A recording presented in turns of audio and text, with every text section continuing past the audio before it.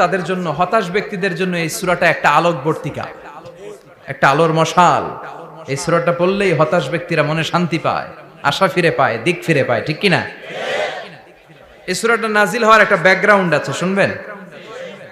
বিষ্ণু দুঃখের পরে আছে সুখ, প্রাণটা আবার উদ্বেলিত হয়ে ওঠে। তাই তো, আসলে তো দুঃখের পরে সুখ। এজন্য কষ্ট যখন পাবেন, অসুস্থ যখন হবেন, ওইখানেও আনন্দ করবেন, কারণ সামনে আরাম আসতেছে। সুবহানাল্লাহ পড়েন। মুমিনের হারাবার কিছু নাই, দুঃখ পাওয়ার কিছু নাই। তার রোগের মাধ্যমে তার গুনাহ ঝরে যায়, সে আল্লাহর কাছে প্রিয় হয়ে ওঠে।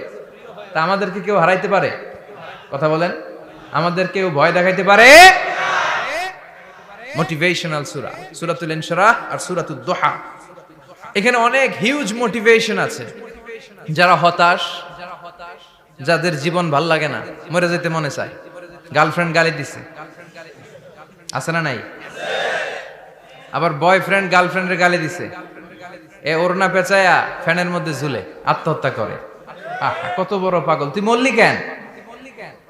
গালি দিছে তো কি হয়েছে? হ্যাঁ, বুঝতে চায় না, হতাশ হয়ে যায়। আর বয়স কম তো, ইচড়ে পাকা, অল্পতে কাবু হয়ে যায়। এই সূরাগুলো পড়ে না। এখানে আশার বাণী আছে। আজকে আমি জানি কথা শোনাবো আপনাদেরকে, শুরুতে আগে সংক্ষেপে বলে দিই। এই সূরার মূল কথা হচ্ছে, মানে সেন্ট্রাল থিম বা সাবজেক্ট ম্যাটার, সূরাতুদ দুহার কেন্দ্রীয় আলোচ্য বিষয় হচ্ছে নিরাশ হবেন না, হতাশ হবেন না, হাল ছাড়বেন না। ভরসা রাখবেন কার উপর?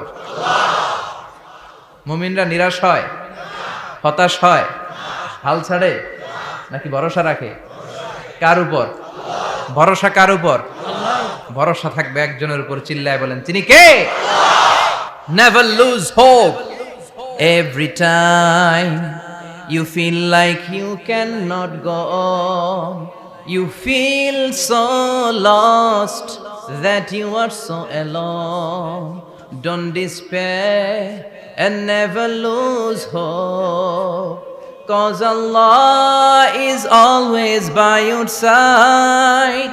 Insha'Allah, Insha'Allah, Insha'Allah, you'll find your way. Insha'Allah, Insha'Allah, Insha'Allah, you'll find your way every time you feel like you cannot go on.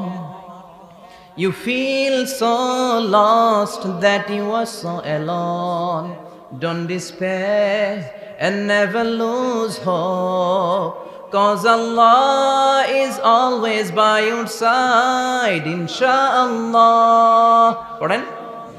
Insha'Allah, Insha'Allah, you'll find a way. Insha'Allah, Insha'Allah, Insha'Allah, you'll find a way. ঠিক কি না? কি সুন্দর nasheed. Never lose hope, you will find your way. তুমি তোমার পথ খুঁজে পাবে। আমাদেরকে পথ দেখায় কে? আল্লাহ। এজন্য সূরাতুদ দুহার কেন্দ্রীয় আলোচ্য বিষয় হচ্ছে হতাশ হওয়া যাবে না, নিরাশ হওয়া যাবে না, হাল ছাড়া যাবে না, ভরসা রাখতে হবে একজনের উপর। চিৎকার করে বলেন, তিনি কে?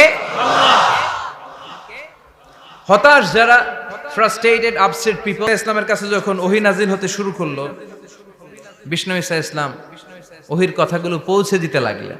যাই নাজিল হতো বিষ্ণুনবী পৌঁছে দিতেন। বিশ্বনবী সাহাবাদের কাছে শেয়ার করে দিতেন। যেটাই নাজিল হতো তিনি পৌঁছে দিতেন, যেটাই। কারণ আল্লাহর আদেশ, ইয়া আইয়ুহার রাসূল বাল্লিগ মা উনজিলা ইলাইক।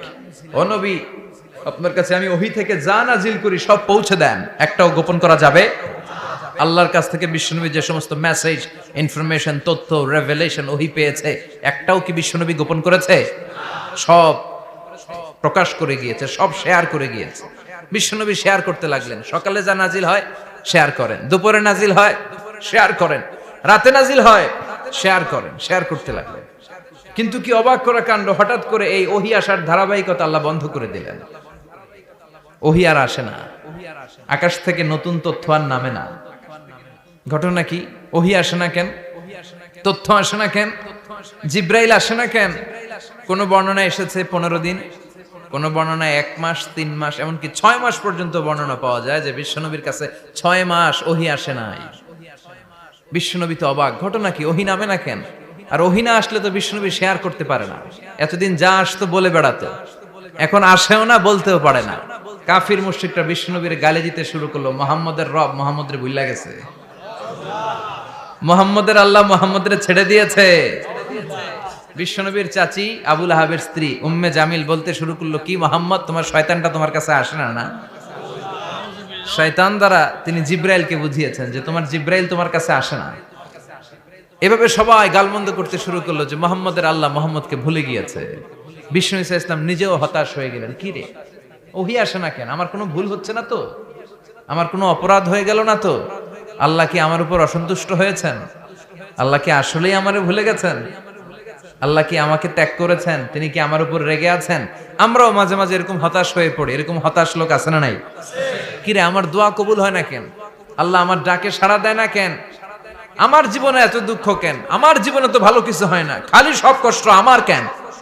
এরকম আছে না নাই? এরকম হতাশদের জন্য এই সূরাটা একটা আলোকবর্তিকা, মোটিভেশনাল সূরা। আলহামদুলিল্লাহ পড়েন। বিশ্বনবীকে আল্লাহ আশ্বস্ত করলেন আর এই সূরাটা নাজিল করলেন আর বললেন ওয়াদ-দুহা, ওয়াদ-দুহা। দুহা মানে আলো, দুহা মানে আলো, প্রভাতের সূর্য কিরণের শপথ। Look up, the sunlight, it's a very beautiful day out there. ও নবী হতাশ হবেন না, বেরোন, সকালের সূর্যটা কত সুন্দর, কি ঝলঝলে পৃথিবী, ফকফকে আর তকতকে, দেখলেই মনটা ভরে যায়, ঠিক কি না? দুহা, দুহা মানে আলো, আশার আলো, সম্ভাবনার আলো। আমাদের জীবনে আলোর দরকার আছে না নাই? আলো না থাকলে আমরা বাঁচতে পারবো? আলো লাগে বড় ভালো। এই আজকে আলো না থাকলে আমার দেখা যেত? এজন্য কোরআনকে আল্লাহ আলো বলেছেন। কোরআনকে কি বলেছে? কিতাবুন আনজালনাহু ইলাইকা লিতুখরিজান নাসা মিনাল যুলুমাতি ইলান নূর। Muhammad, I've revealed this holy Quran unto you to lead the mankind out of darkness into the light. অন্ধকার থেকে লাইট, লাইট মানে কি? আলো, আলোর দিকে নেয়ার জন্য কোরআন পাঠিয়েছি। আবার বিশ্বনবীকেও আল্লাহ নূর, নূরের সাথে তুলনা করেছেন। আবার বিশ্বনবী আল্লাহর কাছে নূর চাইতেন, বলতেন আল্লাহ আমার ডানে আলো দাও, আমার বায়ে আলো দাও, আমার সামনে আলো দাও, পিছনে আলো দাও, উপরে আলো দাও, নিচে আলো দাও, আমার দেহে আলো দাও, আমার মাংসপেশির ভিতরে আলো দাও, আমার হাড্ডির ভিতরে আলো দাও, আমার জন্য তুমি আলো দাও। পড়েন আমিন। এজন্য আলো ছাড়া বেঁচে থাকা অসম্ভব। আল্লাহ তাআলা আলোর নামে সূরা দিলেন, সূরাতুদ দুহা, প্রভাতের আলো, প্রভাতের সূর্য কিরণের শপথ, আলোর শপথ। সুবহানাল্লাহ পড়েন। এরপর আল্লাহ বললেন ওয়াল লাইলি ইযা সাজা, আলোর শপথ, সকালের সকালবেলার সূর্য কিরণের শপথ।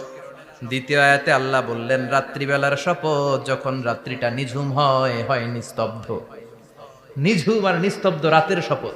তাহলে আল্লাহ আলোর কসম কাটলেন, তারপরে অন্ধকারের কসম কাটলেন, ঠিক কিনা? আলো দ্বারা মূলত আল্লাহ তাআলা ওহীর আগমনকে বুঝিয়েছে, আর অন্ধকার দ্বারা আল্লাহ তাআলা ওহীর অনুপস্থিতি বুঝিয়েছে। এটা দিয়ে আল্লাহ বুঝাতে চাইলেন, ও নবী, কাফির মুশরিকরা আপনারা গালি দেয়, ওরা বলে যে আমি আপনারে ভুলে গেছি, আমি আপনারে ত্যাগ করেছি, আমি আপনার প্রতি অসন্তুষ্ট। না না, আমি ইচ্ছা করে ওহী পাঠাই না, কারণ সব সময় আলো থাকলে ভাল লাগে না, কিছু সময় অন্ধকারের দরকার আছে না নাই? বুঝে শুনে উত্তর দিয়ে। 24 ঘন্টা আলো, 365 দিন খালি আলো আলো আরো আলো। যদি সূর্যের আলো সব সময় থাকে 365 দিন, ভাল লাগবে? রাতে ঘুমাবেন কেমনে? আবার সব সময় ঘুটঘুটে অন্ধকার, আলো নাই, ভাল লাগে? ক্ষেত খামারে চাষ করা লাগবে না, বাজারে যাওয়া লাগবে না। তার মানে আলোরও দরকার আছে, অন্ধকারেরও দরকার আছে। এটা দিয়ে আল্লাহ বুঝাতে চাইলেন, নবী, ওহী নাজিল করার জন্য দরকার আছে, মাঝে মাঝে ওহী বন্ধ রাখা আপনারে বিশ্রাম দেওয়ারও দরকার আছে। চিৎকার করে পড়েন আল্লাহু আকবার। এজন্য আল্লাহ বললেন ওয়াদ-দুহা ওয়াল লাইলি ইযা সাজা মা ওয়াদ্দা'আকা রাব্বুকা ওয়া মা ক্বালা ওয়ালাল আখিরাতু খায়রুল লাকা মিনাল উলা। সুবহানাল্লাহ পড়েন। ও নবী, প্রভাতের সূর্য কিরণের শপথ, নিঝুম নিস্তব্ধ রাত্রিবেলার শপথ, আলো আর অন্ধকারের শপথ করে আমি বললাম, আপনার প্রভু আপনারে ভুলে যায় নাই, আপনার উপর অসন্তুষ্ট হয় নাই। আমি আল্লাহ ইচ্ছা করে ওহী বন্ধ রেখেছি, কারণ ওহির একটা পাওয়ার আছে। বারবার ওহী রিসিভ করলে আপনার স্নায়ু এটা সহ্য করতে পারবে না, আপনার দেহ এটারে বরদাস্ত করতে পারবে না। নবী, আমি আপনার প্রতি এত রহম দিল, এত ভালোবাসি, বারবার ওহী নিতে নিতে আপনার যে কষ্ট হয়, এই কষ্টটা আমার আল্লাহর সহ্য হয় না। এজন্য আমি আল্লাহ ইচ্ছা করে কিছুদিন ওহী বন্ধ রাখছি। সুবহানাল্লাহ পড়েন। তার মানে এই নয় যে আমি আপনারে ভুলে গিয়েছি, আমি আপনারে ছেড়ে দিয়েছি। আরে নবী, আমি তো আমার নামের সাথে আপনার নামকে জুড়ে দিয়েছি। লা ইলাহা ইল্লাল্লাহ মুহাম্মাদুর, যেখানে আমার আল্লাহর নাম সেখানে বিশ্ব নবীর নাম আছে না নাই? আজান যখন দেই আল্লাহু আকবারের পরে বিশ্ব নবীর নাম আছে না নাই? একামতে আছে না নাই? আবার আল্লাহর জন্য যখন সালাত আদায় করি, শেষ বৈঠকে বিশ্ব নবীর উপর দুরূদ আছে না নাই? রাফা'না লাকা যিকরাক, ও নবী, আপনার নামকে আমি অনেক উপরে তুলে ধরেছি। আমার নাম যেখানে আপনার নাম ওইখানে, গোটা বিশ্বব্যাপী আপনার নাম ছড়ায় যাবে। ওরা আপনারে গালি দেয় কবি বলে, ওরা গালি দেয় গণক বলে, ওরা বলে আপনি আবতার, লেস কাটা। আসলে যারা আপনারে গালি দেয় ওরাই লেস কাটা। ওরা আপনারে বলে আপনি নির্বংশ, আপনার ছেলেগুলো বেঁচে নাই, মেয়ে বেঁচে আছে, আপনার নাম নেয়ার কেউ থাকবে না। ওই আবু জাহেল, উতবা, সাইবা, ওদের নাম নেয়ার কেউ থাকবে না। আপনি লেস কাটা নন, আপনি নির্বংশ নন। ইন্না, চিল্লায় বলেন ইন্না শানিআকা। যারা আপনারে গালি দেয়, যারা আপনারা নিয়ে কটু কথা বলে, ওরাই লেস কাটা, ওরাই নির্বংশ। ওদের বংশকে আমি আল্লাহই নির্বংশ করে ছাড়ি। চিল্লায় বলেন ঠিক কিনা? ও নবী, মা ওয়াদ্দাআকা রাব্বুকা ওয়া মা ক্বালা, আপনার রব আপনারে পরিত্যাগ করে নাই, আপনারে ভুলে যায় নাই, আপনারে ছেড়ে দেয় নাই। আপনার রব ইচ্ছা করেই ওহী নাজিল বন্ধ করে রেখেছে। আমি ইচ্ছা করেই আপনারে প্রেসার দিতে চাই নাই গো নবী, কারণ ওহী রিসিভ করা অনেক কঠিন। এটা আস্তে আস্তে আপনি অভ্যস্ত হবেন। সুবহানাল্লাহ পড়েন। ওহীর একটা পাওয়ার আছে না নাই? আমরা তো কি মজায় মজায় কোরআন পাইছি। এই যে কি সুন্দর কোরআন নিয়ে বসি, পড়ি, তাফসীর করি, কি মজার কোরআন। আহা, এই কোরআনটা রিসিভ করতে যে বিশ্বনবীর কত কষ্ট হয়েছে। এই কোরআনকে আল্লাহ বলেছেন এটা কাউলান সাকিলা, very heavy and weighty word, এটা অনেক ওজনওয়ালা কথা। ইন্না সানুলকি আলাইকা কাউলান, এটার অনেক ওজন। এই কোরআনটা যদি পাহাড়ের উপরে নাজিল করা হতো, পাহাড়গুলো দুমড়ে মুচড়ে ভেঙে টুকরো টুকরো হয়ে খান খান হয়ে যেত। ঠিক কি না? এত কঠিন বানিয়ে এটা। ও নবী, আমি আলোর সাথে ওহীর মিল ঘটিয়েছি, আলো দিয়ে ওহীকে বুঝিয়েছি। সূর্যের যেমনি কিরণ আছে, তেজ আছে, এই ওহীরও একটা তেজ আছে। এই তেজ, এই কিরণ আপনি সব সময় সহ্য করতে পারবেন না। এজন্য আমি ইচ্ছা করে কিছুদিন ওহী নাজিল করা বন্ধ করে রেখেছি। সুবহানাল্লাহ পড়েন। ইচ্ছে করে আমি নাজিল করি নাই। সব সময় নাজিল হলে আপনার ভালো লাগতো না। বুখারীর বর্ণনা, মা আয়েশা বলতেন, শীতের রাতে, কনকনে মাঘ মাসের শীতের রাতে যখন বিশ্বনবীর উপর কোরআনের আয়াত নাজিল হতো, বিশ্বনবী ঘেমে ঘেমে একাকার হয়ে যেতেন। হাত্তা লা ইয়াতাফাসসাদু জাবিনুহু আরাকান, বিশ্বনবীর দাড়ি আর থুতনি বেয়ে ঝরঝর করে পানি পড়তো। আমরা কম্বল গায়ে দিয়ে থাকি আর বিশ্বনবী ঘামে। সুবহানাল্লাহ কইবেন না? এটা কাউলান সাকিলা, অনেক ওজনওয়ালা কথা। আবার বিশ্বনবী যখন ওটের উপরে বসে থাকা অবস্থায় কোরআনের আয়াত নাজিল হতো, ওটের বুকটা মুহূর্তের মধ্যে বালুর মধ্যে, জমিনের মধ্যে লেগে যেত। ঘোড়ায় চড়া অবস্থায় বিশ্বনবীর কাছে যখন কোরআন নাজিল হতো, ঘোড়ার পা গুলো মরুভূমির বালুতে দেবে যেত। মাঝে মাঝে বিশ্বনবী সাহাবাদের রানের উপরে, পায়ের উপরে মাথা দিয়ে শুয়ে পড়তেন, ক্লান্ত শ্রান্ত। যায়েদ বিন হারেসা, বিশ্বনবীর পালক পুত্র, তার পায়ের উপরে মাথা রেখে বিশ্বনবী একবার কথা বলতে বলতে ঘুমিয়ে পড়লেন। ঘন্টাখানিক ঘুমালেন। যায়েদ বিন হারেসা বলে, আমার কাছে তেমন কোনো কষ্টই হচ্ছে না, বিশ্বনবীর মাথাটা খুব বেশি ওজন মনে হচ্ছে না। ঘন্টাখানিক পর বিশ্বনবীর চোখ খুললেন, আর খোলা মাত্রই ওনার উপর ওহী কোরআনের আয়াত নাজিল করতে শুরু করলো। কে? যায়েদ বিন হারেসা বলে, যখনই কোরআনের আয়াত নাজিল হতে শুরু করলো, আমার মনে হচ্ছে বিশ্বনবীর মাথাটা 50-60 কেজি ওজন বেড়ে গিয়েছে। বিশ্বনবীর মাথার ওজনে আমার পায়ের রান ফেটে যাবে, আমার পায়ের হাড্ডি ফেটে যাবে, আমার পাটা ভেঙে খান খান হয়ে যাবে মনে হচ্ছিল। তার মানে কোরআনের আয়াত যখন নাজিল হয়, বিশ্বনবীর উপর একটা প্রেসার আছে না নাই? এই জন্য আল্লাহ বললেন, নবী, আমি আপনার ভুলে যাই নাই। কাফেররা যেমনি আপনারে গালি দেয় যে আমি আপনারে ভুলে গিয়েছি, আপনার উপর আমি অসন্তুষ্ট, নেভার, অসম্ভব। আমি আপনার উপর কখনো অসন্তুষ্ট নই, বরং আমি ইচ্ছা করি আপনার উপর থেকে প্রেসার কমিয়ে দেওয়ার জন্য কয়েকদিন ইচ্ছা করে আপনারে ছুটিতে রাখছি। সুবহানাল্লাহ পড়েন, যাতে করে আবার এনার্জি গায়ে নেওয়ার পরে নতুন করে কোরআনের আয়াত রিসিভ করার জন্য আপনি সক্ষম হন। চিল্লায় পড়তে হবে।